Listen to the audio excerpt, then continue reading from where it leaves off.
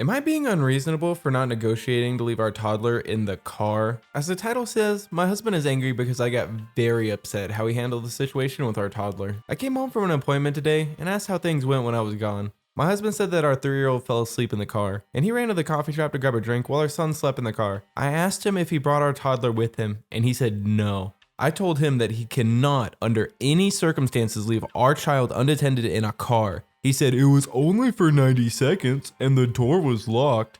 I told him there was no negotiating in this situation, and if he cannot take our son with him, I would prefer if he wouldn't take him at all and just leave our son with me. I then told him that there's a million different things that could happen to him if he just left him in the car alone. My husband then left the house very angrily because he said I won't listen to his thoughts about why it's okay.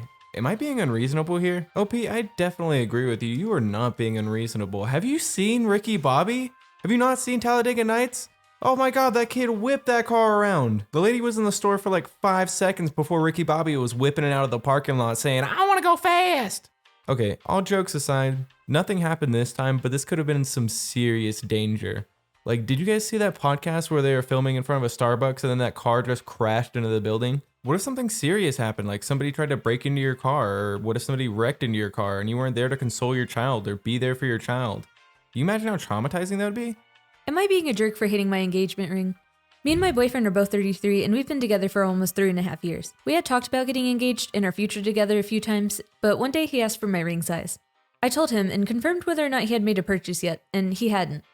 I was set on having a gold ring of sapphire and diamonds, inspired by the Zora sapphire from the Zelda franchise, but not exactly like it. I found several rings I loved on Etsy that were easily affordable, half a month of his salary tops, and I saved all of them in my favorites and left the tab open on my phone. He and I have access to each other's phones, and I told him that the tab was there for him to look at. I also showed the rings to our close friend so that she could help him out. He later showed me pictures of rings that he found online that were replicas of the Zora sapphire with silver bands. I was honest and I told him that I didn't like them and that I hated the silver and how it looks with the gold and the sapphire. I then reiterated what I wanted with the ring. Then, 4 months later, he botched the proposal. He wrapped the thing in plastic wrap and put it in one of those plastic capsules, the ones that come in the Kinder Surprise eggs, and he had it floating in a half-full bathtub while I was naked, vulnerable, and visibly tired and irritated after working a 13.5-hour day. Meanwhile, he was fully dressed, and the day before we were supposed to go on a beautiful date. The ring he gave me was the Zora sapphire with the silver band, and he knew that I didn't like it. Apparently, he ordered it before showing me the pictures and didn't even consider canceling the order or returning it. I told him that given the circumstances, I don't think we're ready for the engagement, and gave the ring back without accepting the proposal. He was understandably upset and angry and calmed down eventually when I told him that it doesn't change how much I love him. It's far too late to return the ring, so if we get a different one, then we're taking a loss. Am I being unreasonable to ask for a different ring and to wait a little bit longer on getting engaged? No, P, I don't think you're being unreasonable here. You've reiterated what you've wanted countless times, and it's not like it's an unreasonable request. It's not like you're asking for a ring that costs thousands of dollars, you just want it to be a certain color, and the fact that he refuses to accommodate that means a lot. However, this user down in the comments says it best. Not the bad guy. Lots of people are going to come on here and say that you shouldn't need a big proposal or a specific ring to want to marry someone. But truthfully, the way that they propose to you and the ring that they get you are signs of how the other person views and values you.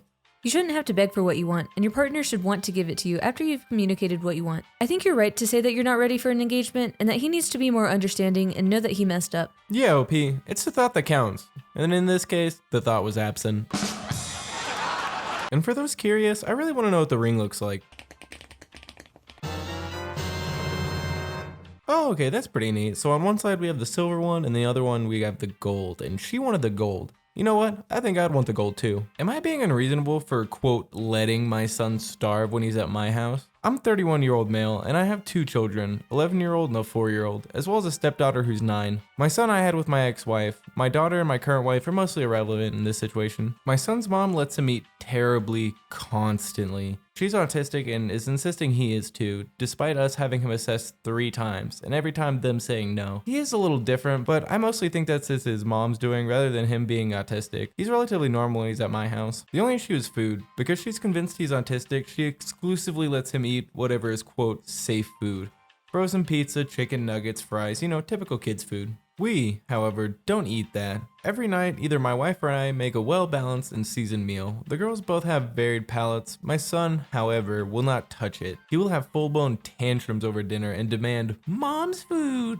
I do not give in. If he doesn't eat, he doesn't eat. It's the same approach we took with my stepdaughter when we were transitioning her to a healthier lifestyle, and now she's eating fine. He isn't required to finish his plate, but he is required to have a full bite of everything on his plate and not spit out his food.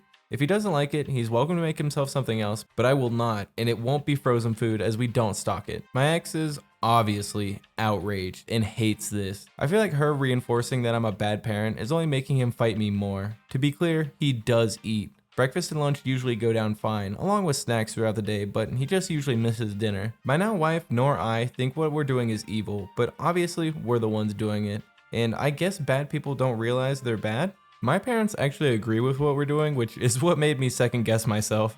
They were not good around food. For example, they'd make you sit at the table until you ate all of your food. And if you didn't eat it, they'd serve it to you every meal until you did. I once had a meal that was actively growing mold.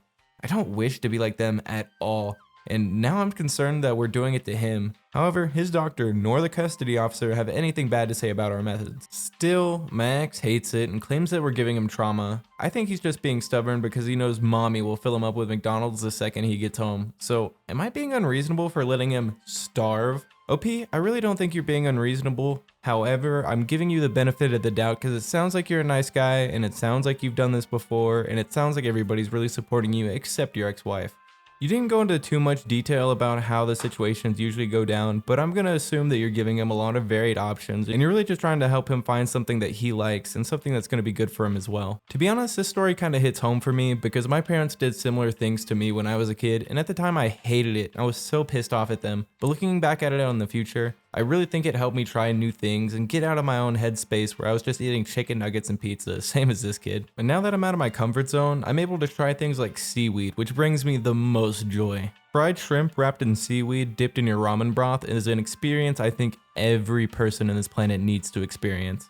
Am I the jerk for not letting my nephew bring his service dog to my wedding? I'm getting married to my fiance in a few months, and we've been planning our dream wedding for over a year now, and everything's finally falling into place. However, there is one issue that has been causing quite a bit of controversy in our family. My nephew James has a service dog named Max for his anxiety and his panic attacks. Max is a well-trained and well-behaved dog, and he has been a great help to James over the years. However, I am severely allergic to dogs, to the point where I could have a severe reaction if I'm around them for an extended period of time. This is something that my family is well aware of. When we sent out invitations for the wedding, we made it clear that there would be a strict no pets policy due to my allergies. James and his parents approached us and asked if Max could be an exception, as he is a service dog and not just a pet. They assured us that Max would be on his best behavior and that he would not cause any problems. As much as I understand the importance of Max to James, I had to say no.